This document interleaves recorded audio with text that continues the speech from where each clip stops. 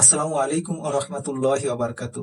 প্রিয় ভাইরা, আজকে কোরবানির গুরুত্ব তাৎপর্য সম্পর্কে আলোচনা করব। কোরবানি একটি গুরুত্বপূর্ণ ইবাদত। এই ইবাদত শুধু উম্মতে মুহাম্মদের মধ্যেই নয়, বরং পূর্ববর্তী সব উম্মতের মধ্যে বিদ্যমান ছিল। কোরবানি শব্দটি কুরবুন মূল ধাতু থেকে এসেছে। এর অর্থ হলো নৈকট্য লাভ করা, সান্নিধ্য অর্জন করা, প্রিয় বস্তুকে মহান আল্লাহর সন্তুষ্টি লাভের জন্য উৎসর্গ করা।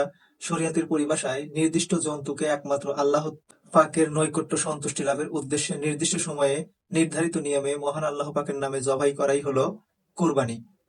সূরা আল মায়েদায় হযরত আদম আলাইহিস সালামের এর দুই সন্তানের দেওয়া কোরবানির কথা বিবৃত হয়েছে। সে কোরবানির প্রেক্ষাপট বর্ণিত হয়েছে হযরত আব্দুল্লাহ ইবনে আব্বাস রাদিয়াল্লাহু তাআলার একটি বর্ণনায়। মানবজাতির আদি পিতা হযরত আদম আলাইহিস সালামের দুই ছেলে ছিল, হাবিল আর কাবিল। হযরত হাওয়া আলাইহিস সালাম প্রতিবার এক জোড়া সন্তান প্রসব করতেন, একটি ছেলে অন্যটি মেয়ে। এ যমজ ভাই-বোনদের বিয়ে ছিল হারাম। তাই তখন এক গর্ভে জন্মলাভ করা ছেলের সঙ্গে ভিন্ন গর্ভে জন্মলাভ করা মেয়ে বিয়ের নিয়মই প্রচলিত ছিল। কাবিলের যমজ বোনটি ছিল সুশ্রী। যমজ হওয়ার কারণে তাকে কাবিল বিয়ে করার নিয়ম না থাকলেও তার জেদ ও হঠকারিতা ছিল, সে তাকে বিয়ে করবেই। অন্যদিকে হকদার হওয়ায় দাবি ছিল হাবিলের। এ দ্বন্দ্বের ফয়সালা হলো এভাবে: প্রত্যেক আল্লাহর সান্নিধ্য কিছু কোরবানি করবে, আর কোরবানি কবুল হবে, তার দাবি গ্রহণযোগ্য হবে। হাবিল একটি দুম্বা ও কাবিল কিছু ফল কোরবানি পেশ করল।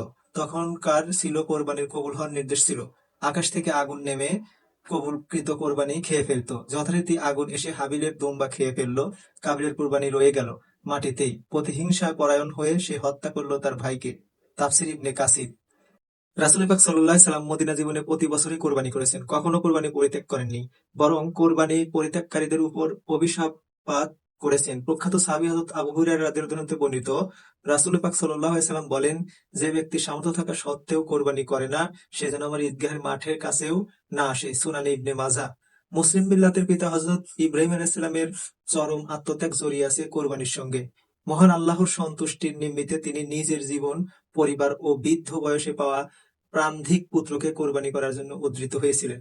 জিলহজ মাসের 10 তারিখ থেকে 12 তারিখ পর্যন্ত এই 3 দিন যে ব্যক্তি নিসাব পরিমাণ সম্পদের মালিক, 7.5 ভরি স্বর্ণ বা 52.5 তোলা রূপার যে কোনো একটির সমপরিমাণ সম্পত্তির মালিক থাকবে, তার জন্য গরু, মহিষ, উট এগুলোর একটা অংশ অথবা ছাগল, দুম্বা এবং পশুর একটি কোরবানি করা ওয়াজিব। হাদিসে বর্ণিত রাসূল পাক সাল্লাল্লাহু আলাইহি সাল্লাম বলেন, যে ব্যক্তি খুশি মনে সওয়াবের নিয়তে কোরবানি করে, ওই কোরবানি তার জাহান্নামে যাওয়ার থেকে প্রতিবন্ধক হবে।